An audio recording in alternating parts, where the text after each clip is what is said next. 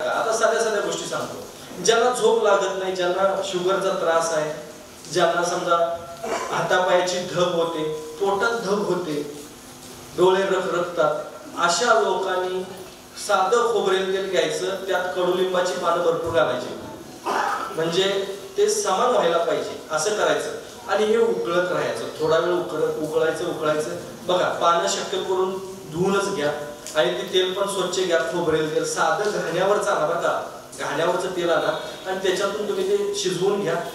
हिरव्या रंगाची म्हणजे ते हे आहे ना शेड, त्याला हिरव्या रंगाचे येते तुमच्या त्या तेलाला. आलं की बंद करायचं, तेल हिरवट व्हायला लागलं की बंद करायचं, काढून घ्यायचं.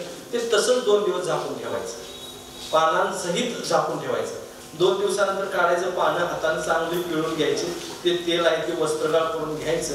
आठवड्यातनं फक्त 2 वेळा लावायचं, आठवड्यातून 2 वेळा.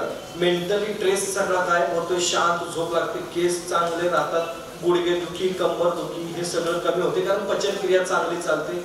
तुमचा शुगरचा जो प्रॉब्लेम आहे तो थोडा कमी येतो. करून बघा ह्या गोष्टी. मी सांगतोय म्हणून ऐकू नका, तर करा, मी पाया पडतो. 20% मी सांगतो यातलं करून बघा. एखादा मी आता 10 सांगितलेलं ना, त्यातले 2 करून बघा, तुम्हाला त्याचा फरक जाणवणार.